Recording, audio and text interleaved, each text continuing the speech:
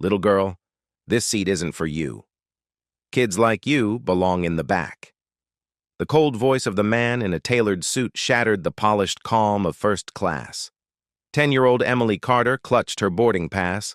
Seat 3A printed clearly, yet was brushed aside as if she didn't belong. Curious glances turned toward her, whispers spreading like sparks. Emily steadied herself, replying politely, "This is my seat." But instead of checking the system, the flight attendant leaned toward the man, dismissing the proof in Emily's hand. Tension thickened in the air.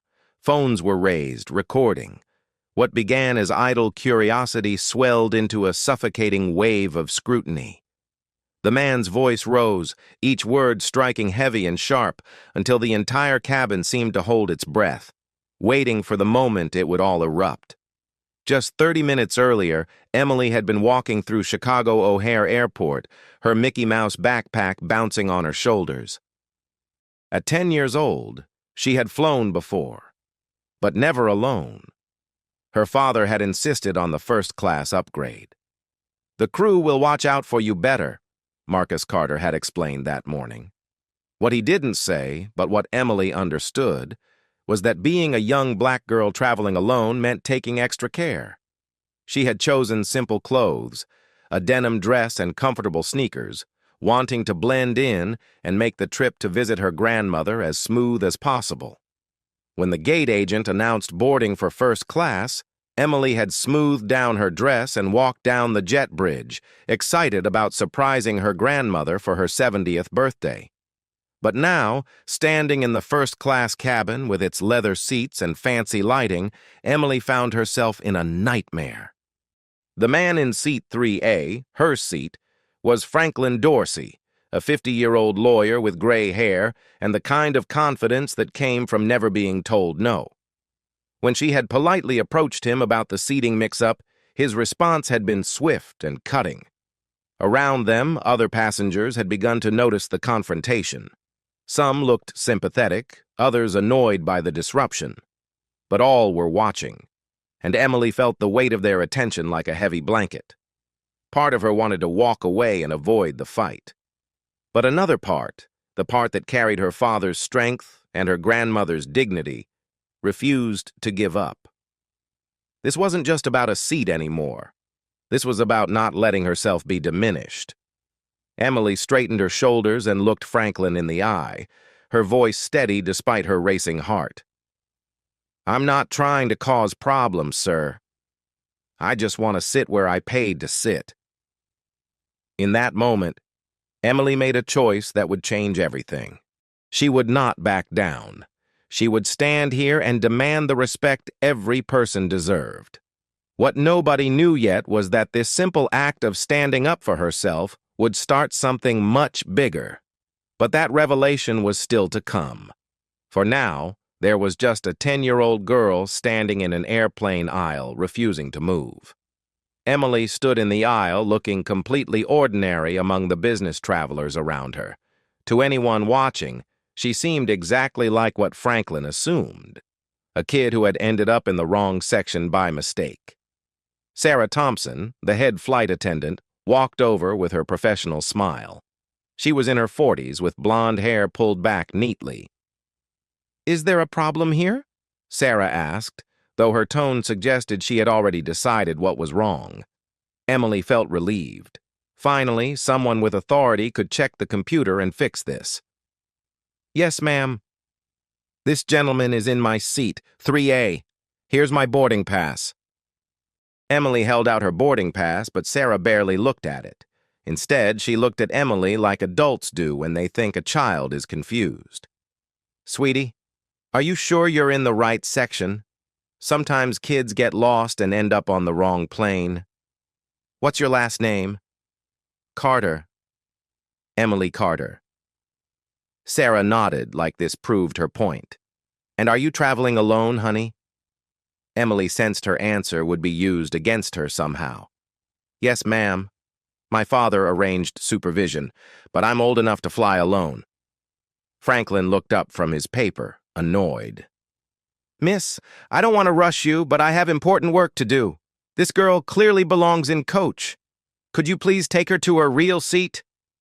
Sarah's smile got tighter. Franklin was exactly the kind of passenger the airline told them to keep happy, a frequent flyer with elite status. Of course, Mr. Dorsey. Sorry for the trouble. She turned back to Emily, using the sing-song voice adults use with children. Emily, sweetie, I think there's been a mix-up with your ticket. Let me find you a nice seat in the main cabin where you'll be more comfortable with kids your age. Emily felt the sting of being talked down to. Worse, she realized neither the flight attendant nor Franklin would do the simple thing of checking the computer. They had decided based on what they saw, a young black girl in simple clothes. Ma'am, could you please just check your computer? My boarding pass clearly shows 3A.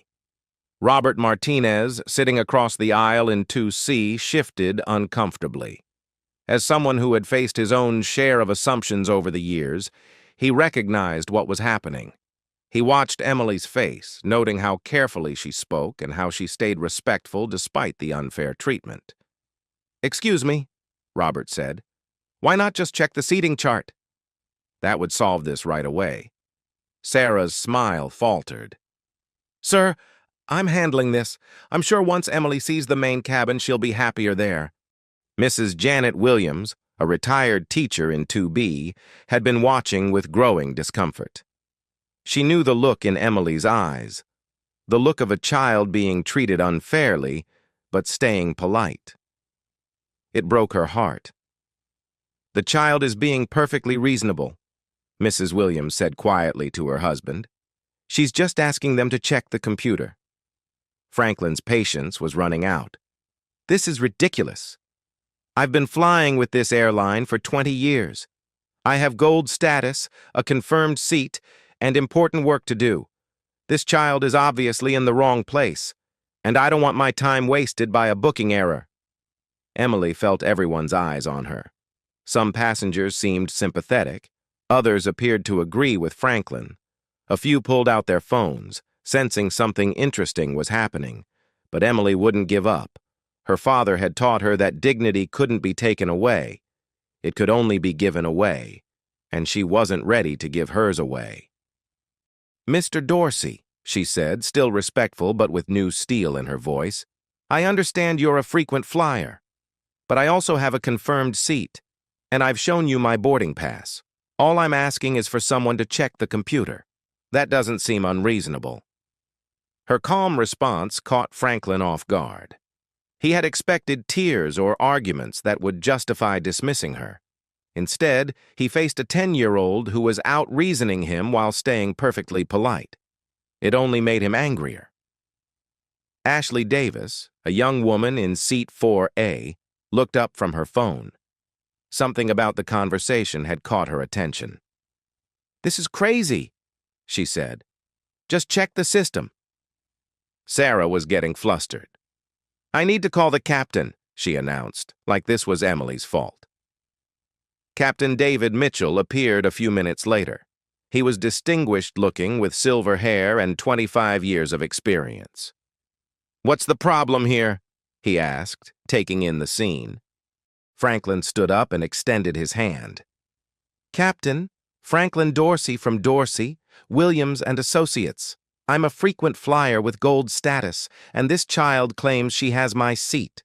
There's obviously been a booking mix-up, but I need to get to my destination for an important case. Captain Mitchell shook Franklin's hand, noting his confidence. This was clearly someone the airline would want to keep happy. He turned to Emily with the softer tone adults use with children. And you are? Emily Carter, sir. I have seat 3A. She held out her boarding pass again. Captain Mitchell glanced at it but didn't really look. Emily, are you traveling with a parent today? No, sir. I'm flying alone to visit my grandmother in Atlanta. I see. You're 10 years old? Yes, sir. Captain Mitchell nodded like this confirmed his suspicions.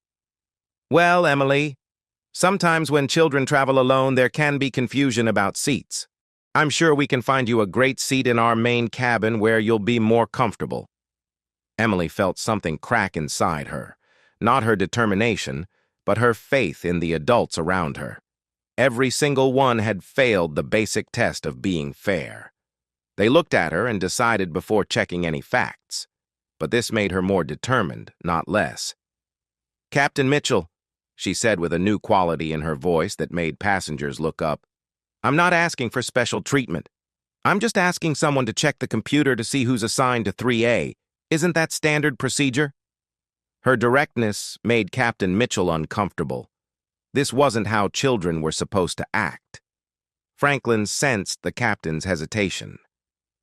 "Captain, I appreciate the child's persistence, but I really need this resolved immediately. I can't afford delays." Emily stood there, surrounded by adults who could solve her problem with a few keystrokes but chose to trust their assumptions instead. She thought of her father, who had faced similar challenges but never let them define him. She thought of her grandmother, who had lived through times when challenging authority was dangerous, but who always kept her dignity. She made her decision. "I'm not moving until someone checks that computer." The words hung in the air. Everyone in first class realized they were watching something bigger than a seating dispute.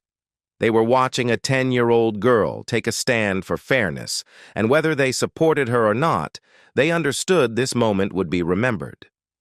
Emily Carter was not backing down. Franklin's face turned red as Emily's quiet words settled over the cabin. 25 years of corporate law had taught him that authority was everything, and here was a child refusing to acknowledge his obvious superiority. "This is absolutely ridiculous," he announced loudly. "I'm not going to be held up by a child's tantrum. Captain, either you remove this person from my seat or I'm filing complaints with both the airline and my attorney." Mrs. Margaret Wellington in seat 1B looked up from her designer handbag with distaste. She was used to certain standards, and this disruption troubled her. "I agree with Mr. Dorsey," she said crisply. "First class is supposed to be peaceful. I've been flying first class for 30 years, and I've never seen anything like this." Captain Mitchell felt pressure building. Two wealthy, influential passengers were angry. On the other side was a 10-year-old being stubborn about accepting a different seat. "Emily," he said more sternly, "I need you to work with our crew. We have a schedule, and your refusal is delaying everyone." Emily felt the familiar tightness in her throat when adults used that tone. The one that suggested she was being unreasonable, just by existing.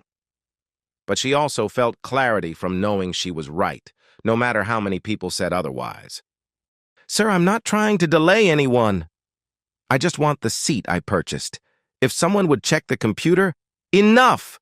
Franklin slammed his newspaper down, making several passengers jump. "This is intolerable. I don't know what kind of situation this is, but I refuse to deal with it any longer." Sarah stepped forward, her professional mask slipping. "Emily, sweetie, you're making this harder than it needs to be. There are lots of nice seats in the main cabin with people your age. Why not let me help you find one?"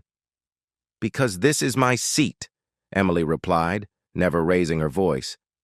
"And I have the right to sit where I paid to sit." Robert shifted uncomfortably. He recognized the pattern, the subtle message that some people didn't belong in certain spaces. "Excuse me," he said, standing up, "but why is this even a debate? You have computers for a reason. Use them." Mrs. Williams nodded. "The man is right. This child has been nothing but polite. Someone should check the computer." Ashley looked up from her phone where she had been recording. "This is insane! Just check the system!" But Franklin was beyond reason. Stress from his case, impatience with disruptions, and his belief that certain people should know their place had created a perfect storm. "I don't care what the computer says," he exploded. "I know my seat. I know my rights as a premium passenger, and I know airlines are supposed to maintain certain standards in first class. This whole situation is inappropriate. The racial undertones were clear to everyone. Emily felt them like a slap but kept her face calm. She reached for her phone. "Dad," she typed quietly, Situation more complicated than expected. Need guidance. The response came quickly. Stand your ground, sweetheart. You belong there. I'm watching. Emily looked up to find Captain Mitchell studying her with a new expression. Emily, who are you texting? My father. He asked me to keep him updated. Margaret scoffed. Of course. Probably calling to complain about the big bad airline crew. This is exactly the entitled behavior that's ruining air travel. Emily felt something snap. Not her composure, but her willingness to absorb insults silently. Mrs. Wellington, I haven't been entitled. I haven't raised my voice, made demands, or been disrespectful. I simply want to sit in my assigned seat. If that's entitled, then every passenger here is guilty of the same thing. Margaret fell silent, stunned by the response. Around the cabin, passengers began murmuring, and opinion was slowly shifting. Franklin, sensing he was losing control, decided to escalate. Captain, I won't sit here and be lectured by a child about airline policy. Either you fix this now, or I'm calling my attorney about a discrimination lawsuit against passengers who actually pay for their seats. The irony was lost on him completely. Emily looked around the cabin at all the faces watching her. Some showed sympathy, others irritation. But all were waiting to see what she would do next. Captain Mitchell, she said clearly, I understand you have procedures and schedules. But I also understand my rights as a passenger. I have a confirmed seat, my boarding pass, and I've been appropriate throughout this whole thing. Before you ask me to give up my seat, don't you owe it to both me and Mr. Dorsey to check your computer and see who's actually assigned to 3A? She paused, gaining strength. Also, I think all the passengers watching this deserve to know their seats are secure and that airline policies apply fairly to everyone, regardless of age or appearance. The cabin fell silent. Emily had just made this about the airline's integrity and fairness. She had made it impossible for Captain Mitchell to dismiss her without admitting the airline operated on assumptions rather than facts. Franklin stared at her in amazement. Margaret sat frozen. Even Sarah looked stunned. Emily's phone buzzed. I'm proud of you, sweetheart. Stay strong. She was about to do exactly that. The tension had reached a breaking point. Captain Mitchell found himself caught between demanding passengers and a 10-year-old who was proving more reasonable than any of the adults. Franklin decided to play his trump card. He stood up, towering over Emily. Listen here, young lady, he said condescendingly. I don't know what kind of background you come from, but where I come from, children respect their elders and understand their place. First class isn't a playground. It's for business professionals and people of substance who've earned the right to be here through hard work and success. He looked around the cabin. I've worked 25 years to earn first-class privileges. I've built a successful practice, I contribute to the economy, and I represent the kind of passenger airlines want. You, on the other hand, are a child who's ended up in the wrong section and is now throwing a fit because you're not getting your way. The ugly implications hung in the air. Mrs. Williams gasped. Robert's face darkened. Ashley had stopped being subtle about recording. Emily felt each word like a blow, but she stood straighter and looked Franklin in the eye. Mr. Dorsey, she said steadily, you're right that first class is for people who've earned the right to be here. I earned that right by buying a ticket and behaving appropriately. My age doesn't mean I deserve less respect than you expect. She paused. You keep talking about your background and success, but all I've seen today is someone who won't follow simple procedures and makes assumptions about people based on how they look instead of how they act. Margaret, who had been quiet during Franklin's speech, found her voice. This is outrageous. A child lecturing adults? This is what's wrong with young people today. No respect for authority. Captain Mitchell felt the situation spinning out of control. What started as a seating dispute had become a public debate about race, class, and fairness, playing out in front of passengers with phones. "That's enough," he announced with authority. "Emily, I'm asking you one last time to work with our crew and accept another seat. If you refuse, I'll have to call security." Emily felt the world narrow to this moment. Every lesson her father taught her about standing up for herself, every story her grandmother told about dignity in the face of injustice, it all came down to this. "Captain Mitchell," she said clearly, "let me understand. You're threatening to call security on a passenger who has a confirmed seat, a valid boarding pass, and has behaved appropriately because she's asking you to follow standard procedure and check your computer. And," she continued, "you're doing this because a passenger who admits he hasn't looked at his boarding pass carefully, who won't provide documentation of his seat assignment, and who's made statements suggesting certain types of people don't belong in first class told you to." Her summary left everyone stunned. Emily had laid out the facts like a lawyer, forcing everyone to face the uncomfortable reality of what was actually happening. Robert stood up. "She's absolutely right. This is crazy." Mrs. Williams nodded. "The child has been completely reasonable." Ashley spoke from her seat. "I've been recording this whole thing, and it's going to look really bad when this goes viral." But Franklin was beyond caring about appearances. He had been challenged by a child, a black child, in front of witnesses, and his need to reassert authority overwhelmed his remaining sense. "This is exactly what's wrong with society today," he shouted. "Everyone thinks they deserve special treatment. Everyone thinks they deserve the same privileges as people who've actually earned them.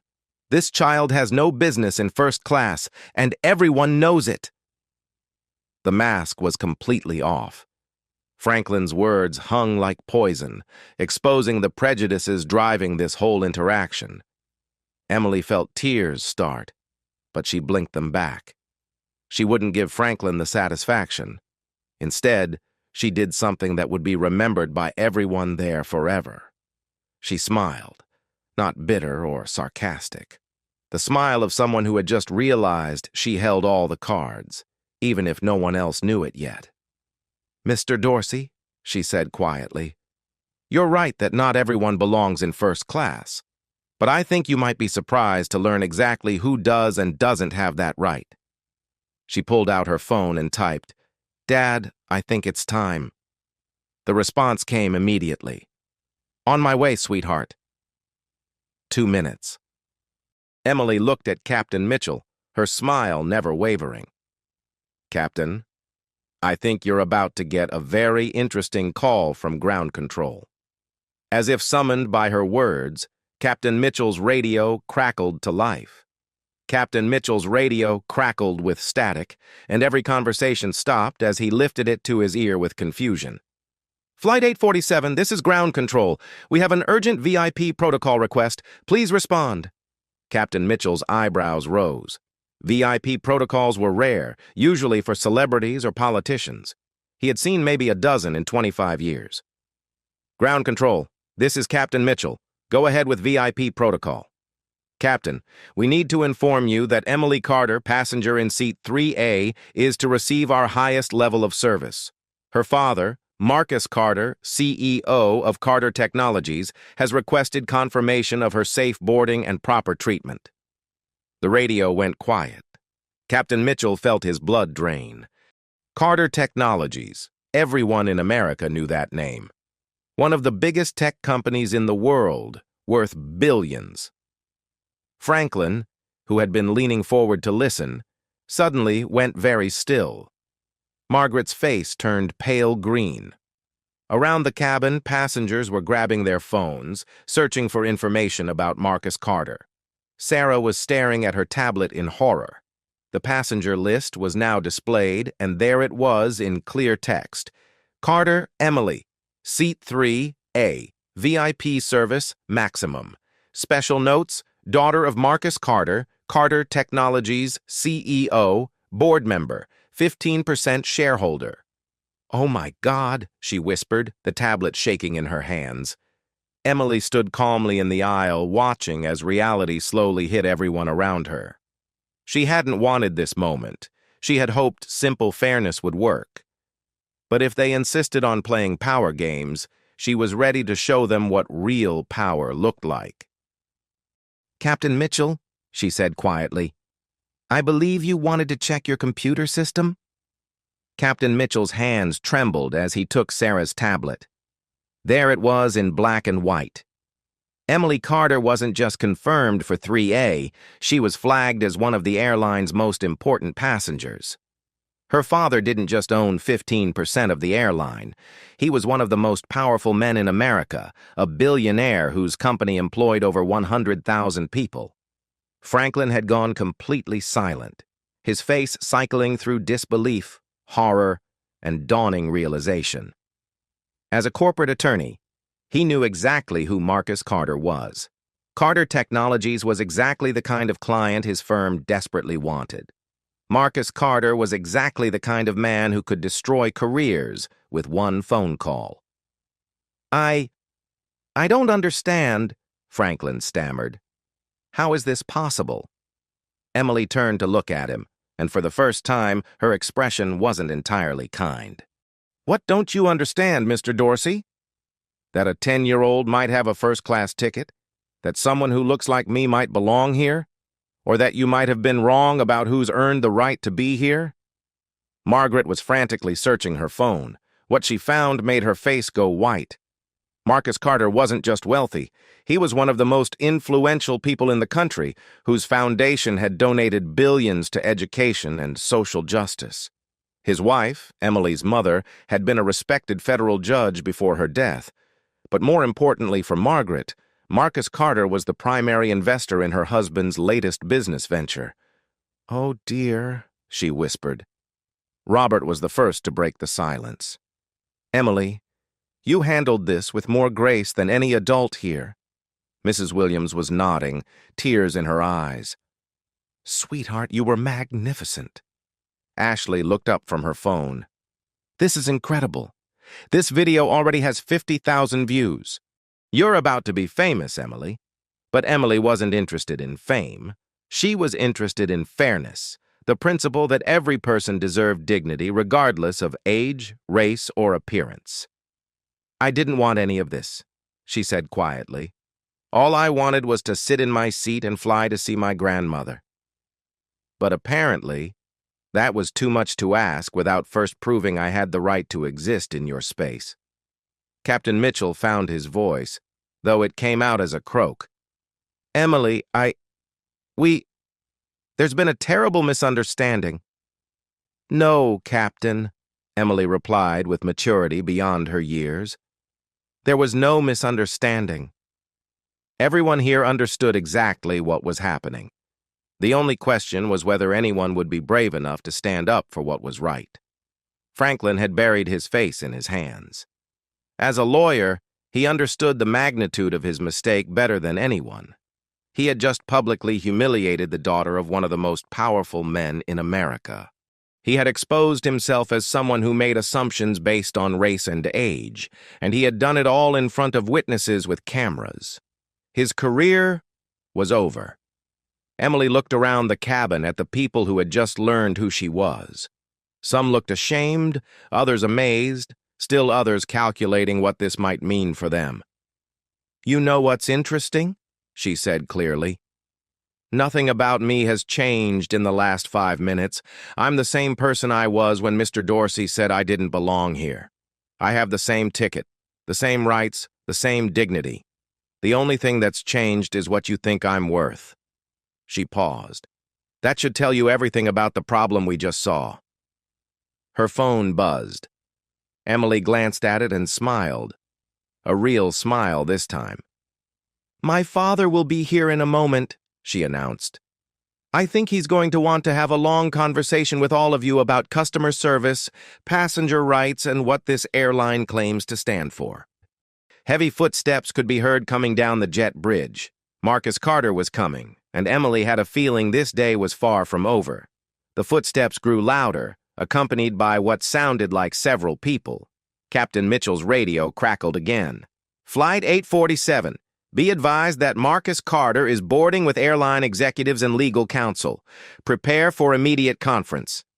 Emily remained calm in the aisle, but for the first time since this started, she let herself feel like the 10-year-old she was.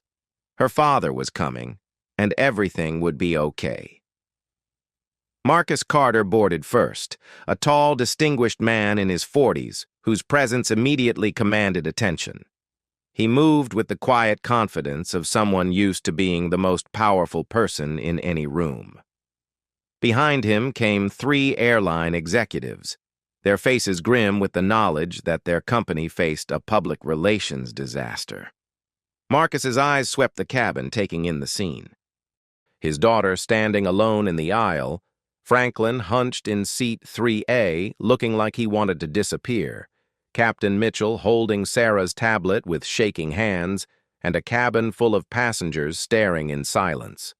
When his gaze found Emily, his entire manner softened. "Hello, sweetheart," he said warmly. "I hear you've had an interesting flight so far." Emily's careful composure finally cracked, and she ran to her father, letting herself be wrapped in his embrace. For a moment, she was just a little girl who had faced down a cabin full of adults and stood her ground. "I tried to handle it myself, Dad," she whispered. "You did perfectly, Em," Marcus replied, his voice carrying clearly. "I am so proud of how you handled yourself. You showed more grace and dignity than anyone had a right to expect." Franklin slowly stood from seat 3A, his face pale and hands trembling. He knew he had to face this, but had no idea how to begin. "Mr. Carter," he said barely above a whisper, "I owe you and your daughter the most sincere apology. I made terrible assumptions and I behaved completely inappropriately." Marcus turned to look at Franklin, his expression unreadable. "Mr. Dorsey, is it?" "Yes, you did make assumptions. But more than that, you participated in the systematic humiliation of a 10-year-old child who had done nothing wrong except exist in a space where you didn't think she belonged." Patricia Henderson, one of the airline executives, stepped forward. "Mr. Carter, on behalf of the entire airline, I want to express our deepest apologies. This absolutely doesn't reflect our company's values." Emily looked up at her father. "Dad, they never checked the computer. Not once. They just assumed I was lying." Marcus nodded, his jaw tightening. "I see. Captain Mitchell, what's your explanation for ignoring standard passenger verification procedures?" Captain Mitchell felt his career collapsing. "Sir, there's no excuse. We failed your daughter and our own protocols. I take full responsibility."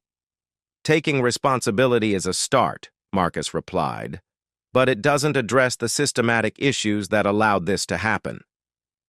Ashley had continued live streaming and couldn't resist speaking up. "Mr. Carter, I've been recording this whole thing and it's already viral. Your daughter was incredible. She never lost her cool, never raised her voice, never stopped being polite. She just refused to be pushed around." Marcus smiled at Ashley. "Thank you for being a witness. It's important that people see how these situations really happen." He turned to the airline executives. "Ms. Henderson, I want to discuss several things. First, immediate consequences for staff who failed to follow basic procedures. Second, training protocols to ensure this never happens again. Third, the public response this company will make to acknowledge what happened today." Margaret had been silent, desperately hoping to escape notice. But Marcus Carter was thorough. "Mrs. Wellington," he said, making her jump, "I believe you had thoughts about social order and proper behavior? I'd be interested in your perspective now that you have all the relevant information." Margaret's face went through several color changes before she managed to speak. "Mr. Carter, I was completely wrong. I spoke without thinking, and I said things that were inappropriate and hurtful. I'm deeply sorry." Emily looked at Mrs. Wellington with curiosity rather than anger. "Mrs. Wellington, can I ask you something? If you had known who my father was from the beginning, would you have treated me differently?" The question hung in the air. Margaret realized her answer would reveal everything about her character. "Yes," she admitted quietly. "I would have treated you differently. And that's exactly what's wrong with how I think about people." Emily nodded. "Thank you for being honest. That's the first step toward changing." Robert stood and began to clap slowly. "Emily, what you did today was extraordinary. You stood up for justice not just for yourself, but for every person who's ever been judged by appearance instead of character." Mrs. Williams wiped tears from her eyes. "Sweetheart, you reminded me why I became a teacher. You give me hope for the future." Marcus looked around the cabin seriously. "What happened here today isn't unique. It happens every day, in countless ways to countless people. The difference is that most don't have the resources or platform my family has. Emily chose to fight not because she had to prove she belonged here, but because she understood that someone had to stand up for the principle that everyone belongs where they've earned the right to be." Franklin stepped forward, having found some composure. "Mr. Carter, I know I have no right to ask this, but is there any way I can make amends? I want to learn from this. I want to be better." Marcus studied Franklin for a long moment. "Mr. Dorsey, the fact that you're asking suggests there might be hope, but making amends isn't something you do for my daughter and me. It's something you do for every person you encounter who doesn't look like you or sound like you or come from where you come from." Emily tugged on her father's sleeve. "Dad, can we sit down now? I'd really like to fly to see Grandma." Marcus laughed, breaking some of the tension. "Of course, sweetheart. I think everyone here has learned what they needed to learn today." As Marcus and Emily settled into seats 3A and 3B, Franklin having quietly moved to the main cabin, the passengers began processing what they had witnessed. Some were calling friends and family, others reflecting on their own biases. But all of them understood they had been part of something significant, something that would be remembered long after the flight landed. Emily Carter had taught them a lesson about courage, dignity, and the true meaning of justice. And she had done it with a grace that would inspire people around the world. Franklin sat in his new seat in the main cabin, staring out the window as the plane prepared for takeoff. The events of the past hour replayed in his mind. His phone had been buzzing constantly. Texts from colleagues, missed calls from his law firm, social media notifications where the video was spreading rapidly. The most devastating message came from his senior partner. "Franklin, we need to talk immediately upon your return. The Carter Technologies account has been suspended pending review of recent events. 25 years of building his career, damaged in a single afternoon because he couldn't see past his own prejudices." Franklin closed his eyes and tried to process his failure, not just professionally, but morally.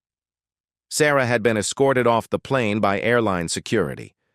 Her union representative was preparing her defense, but the video evidence was clear. She had failed to follow basic procedures, and her dismissive treatment of Emily was captured in high definition. Captain Mitchell remained in the cockpit, knowing his career was effectively over. The FAA would investigate, and while he might keep his license, no major airline would hire him again.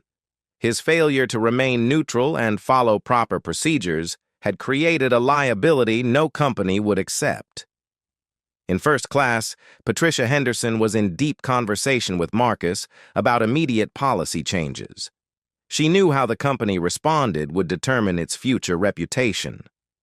"Mr. Carter," she said, "we want to make this right, not just for your family, but for all passengers." "What would you recommend?" Marcus considered carefully. "First, mandatory bias training for all customer-facing employees. Not a one-time seminar, but ongoing education with regular testing. Second, complete overhaul of passenger dispute procedures. No passenger should be asked to move without first verifying computer records. The technology exists to eliminate these problems. You just need to use it. Third, a public commitment to equality that goes beyond words. Actions, policies, and consequences that demonstrate your values. Emily, who had been listening while enjoying her meal, looked up at Ms. Henderson. "Can I suggest something?" "Of course, Emily." "Maybe you could create a program where kids like me can share their travel experiences. Not just the bad ones, but the good ones too.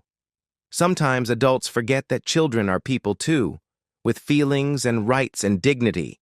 If your employees heard more stories from young passengers, they might remember to treat us better." Ms. Henderson smiled genuinely for the first time since boarding. "That's an excellent idea, Emily. We'll call it the Emily Carter Young Traveler Program." Emily blushed. "You don't have to name it after me." "Yes, we do," Marcus said, putting his arm around his daughter. "What you did today was heroic, Em. You stood up for justice when it would have been easier to just accept injustice. That deserves to be remembered." Robert, who had been working on his laptop, looked up with excitement. "Emily, you need to see this. The hashtag Emily Carter Grace is trending worldwide. People are sharing their own stories about facing discrimination and finding courage to stand up." Ashley nodded enthusiastically. "My live stream has over 5 million views now. The comments are incredible. People from all over the world are talking about dignity, respect, and treating everyone fairly regardless of age or appearance." Mrs. Williams had been quietly reading social media responses. "Emily, dear, listen to this comment. My daughter watched the video of Emily Carter and said she wants to be brave like her when she grows up. Thank you for showing our children what courage looks like." Emily felt overwhelmed by the response. She had never intended to become a symbol or start a movement. She had simply wanted to sit in her assigned seat and be treated fairly. "I don't understand why this is such a big deal," she said quietly. "Shouldn't treating people with respect just be normal?" Marcus hugged her closer. "It should be, sweetheart. But unfortunately, it's not always normal. That's why what you did today was so important. You reminded everyone what normal should look like."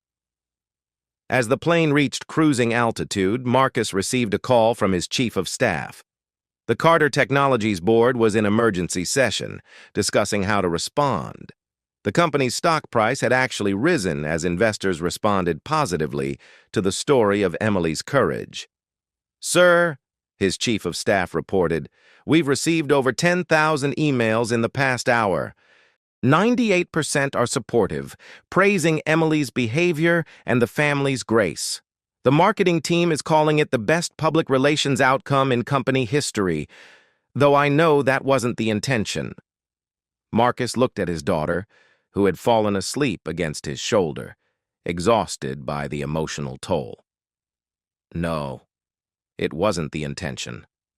But maybe some good can come from it." Margaret had been having her own moment of reflection. She had spent the flight researching Marcus Carter and his family, learning about their philanthropic work, their commitment to education and social justice, their quiet dignity. But more than that, she was thinking about Emily's question.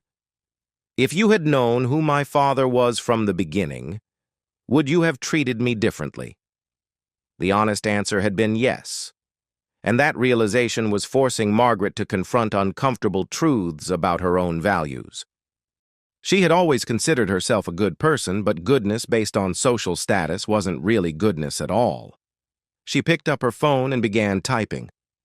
"To the Carter family, I am writing to express my deepest regret for my behavior today. I failed to see Emily as the remarkable young person she is, and instead judged her based on prejudiced assumptions. I hope to learn from this experience and become a better person. With sincere apologies, Margaret Wellington." After hesitating, she sent the message. The response came quickly. "Mrs. Wellington, thank you for your honest reflection and sincere apology. Everyone makes mistakes. What matters is our willingness to learn and grow. We wish you well on your journey toward understanding. With grace, the Carter family." Margaret stared at the message, amazed by the generosity it represented. Even after everything, the Carter family was extending forgiveness and encouragement. As the plane began its descent into Atlanta, passengers were processing what they had witnessed in their own ways. Some were thinking about their own children, wondering how they could teach them to have Emily's courage. Others were reflecting on times they had failed to stand up for others. But all understood they had been part of something extraordinary. A moment when a 10-year-old girl reminded an entire cabin of adults about the fundamental principles of human dignity and respect. When the plane touched down, Emily woke up and smiled at her father. "Dad, do you think this will change anything?" Marcus looked around the cabin, where passengers were looking at his daughter with admiration and respect. "I think it already has, sweetheart. I think it already has." As they prepared to leave, the other passengers spontaneously began to applaud. It started with Mrs. Williams, spread to Robert and Ashley, and soon the entire cabin was on their feet, clapping for a 10-year-old girl who had shown them what true strength looked like. Emily blushed and waved shyly, but she held her head high. She had stood up for herself, stayed true to her principles, and made a difference. As they walked off the plane, Marcus whispered, "Your grandmother is going to be so proud of you." Emily smiled. "I can't wait to tell her about my flight." Behind them, Franklin sat alone, watching the Carter family leave and wondering if he would ever have the chance to show he had learned something from this experience. The plane had emptied, but the story was just beginning. 3 months later, Emily Carter stood at a podium in Washington, D.C., addressing a congressional hearing on passenger rights and dignity in travel. The shy 10-year-old who had once stood alone in an airplane aisle had become a confident young advocate. "The question isn't whether children have rights," Emily said to the assembled representatives. "The question is whether adults will choose to respect those rights. My story went viral not because what happened to me was unusual, but because it was too common. Every day, children face discrimination simply because adults assume we don't deserve the same courtesy they expect." In the audience, Marcus watched his daughter with pride. The airline incident had changed everything, but not in ways any of them had predicted. Emily had become a symbol of dignity under pressure, and her message of standing up for justice while maintaining grace had resonated worldwide. The Emily Carter Foundation, established with donations from around the globe, now provided travel assistance and advocacy training for children from underserved communities. Airlines worldwide had adopted the Carter Protocols, standardized procedures ensuring all passenger disputes were resolved through verification rather than assumption. Franklin Dorsey sat in the back of the hearing room, listening intently. In the months since the flight, he had undergone sensitivity training, volunteered with civil rights organizations, and restructured his law practice to focus on discrimination cases, representing victims rather than corporations. It had been a difficult journey of self-examination, but Emily's example had shown him that change was possible. When Emily finished her speech to applause, she looked out and spotted Franklin. She gave him a small nod, not forgiveness, for that had already been given, but recognition of the growth they both had achieved. After the hearing, a young girl approached Emily. She was perhaps 8 years old, traveling with a school group, clutching a small notebook. "Miss Emily," she said in accented English, "I am from Guatemala. I watched your video in my country, and it helped me be brave when older children were mean to me. Thank you for showing me I have value." Emily knelt to the girl's level, remembering how important it felt when adults had done that for her. "What's your name?" "Sophia." "Sophia, you always had value. You just needed someone to remind you to see it. And now you can remind other children too." As Sophia skipped away happily, Emily felt deep satisfaction knowing her moment of standing up had rippled outward to touch lives around the world.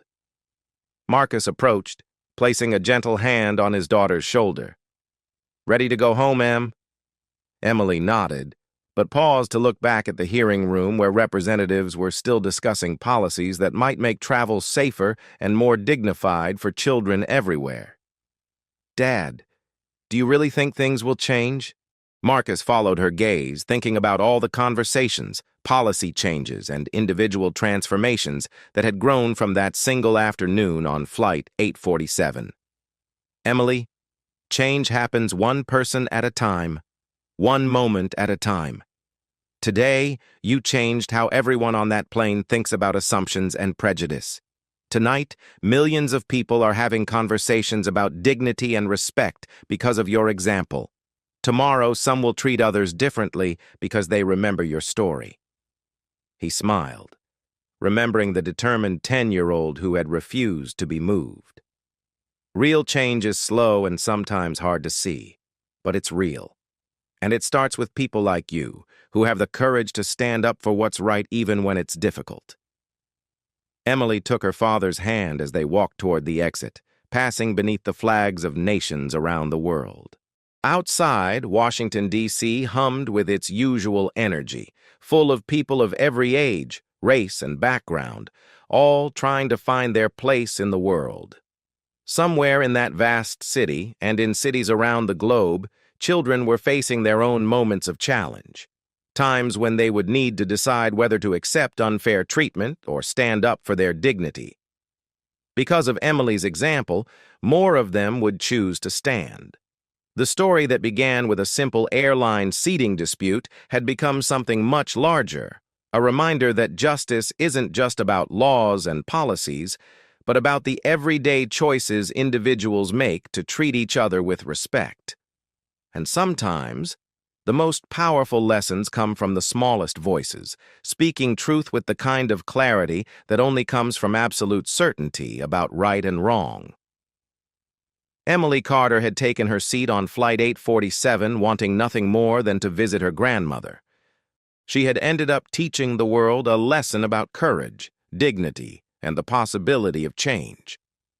As they stepped outside into the afternoon sun, Emily smiled, knowing that somewhere another child was finding the courage to stand up for themselves, inspired by the memory of a 10-year-old girl who had refused to give up her seat.